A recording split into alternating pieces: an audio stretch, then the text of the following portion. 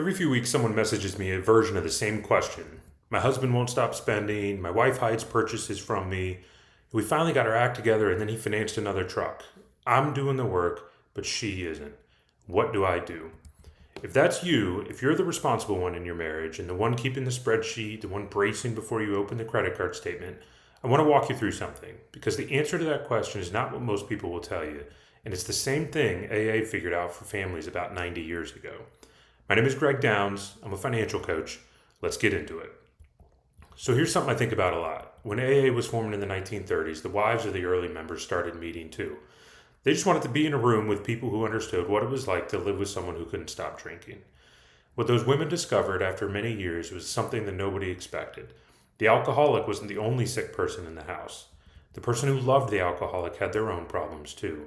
They had their own obsessions, their own ways of trying to manage and control and fix someone else's behaviors. And those patterns didn't go away just because the alcoholic got sober. In fact, sometimes they got worse. And that's where Al-Anon came from. This part took me a long time to actually see. That same dynamic shows up around money. If your partner is the spender, you've probably already started doing some version of what Al-Anon calls codependency. And I don't mean that as an insult. You love them and you're scared. And so you check the accounts compulsively. You brace before opening the statement.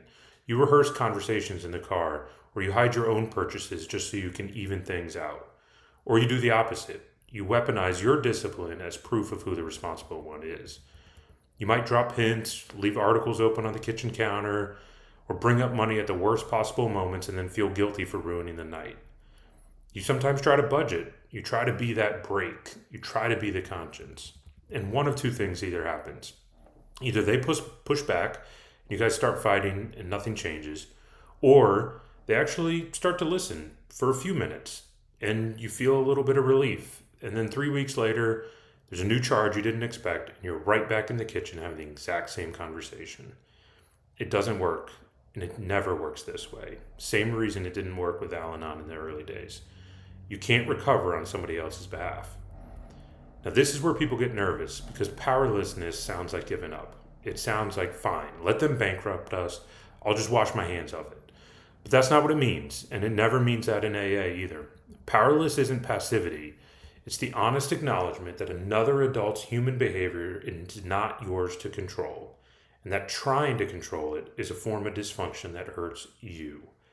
That distinction matters. What comes next isn't doing nothing, it's doing different things. So here's the 4 things. These are what I work on with my clients. These are what I had to learn myself. Shift number 1, stop being their accountability. You are their spouse. You're not their sponsor. The minute you become the financial parent in your marriage, you've taken on a role that will exhaust you and make them feel like a little kid. And neither of you grows from that. Shift number 2, do your own work visibly. Just be open about it. Start journaling about your money story. Sit with your own discomfort. Name your own patterns out loud. See, recovery is contagious, but only when it's actual recovery and not a strategy to get someone else to change. Shift number 3, make agreements, not ultimatums. There's a difference between, if you finance another truck, I'm leaving, and here's what I need in our shared account in order to feel safe. The first is a threat. The second is a boundary. Boundaries are about what you will do, and threats are about what they have to do. One of those is for you, the other one isn't. And shift number 4, stop softening the landing. Most of us have a habit that quietly absorbs the impact of our partner's spending. We move money around to mask a shortfall. We pick up the slack on a bill we don't agree with. We explain away the credit card balances to ourselves. Look, some of that's just being a teammate, right? But a lot of it isn't. A lot of it is rescuing. And that rescuing is what keeps people from ever sitting with the reality of their own behavior. I do want to say something here that's pretty important. There's a difference between stepping out of the rescuer role and torching your own household to make a point.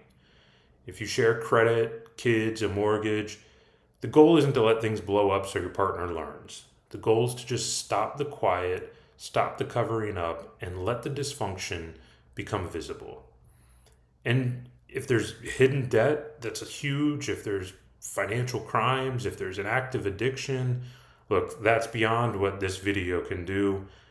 please go get professional help, whether that's a therapist, a counselor, sometimes both. I'll leave you with this. You cannot drag somebody into recovery. You can only do your own. And you can let them see what it looks like. You are not your spouse's recovery. You are responsible for yours. And that's the whole program, and that's enough. If this resonated, I've got a free financial sobriety quiz. It's a 10-minute quiz that helps you see how your own money patterns and your own relationship with money is more clearly. The link's in the description. Subscribe if you want more of this. I'll see you on the next one.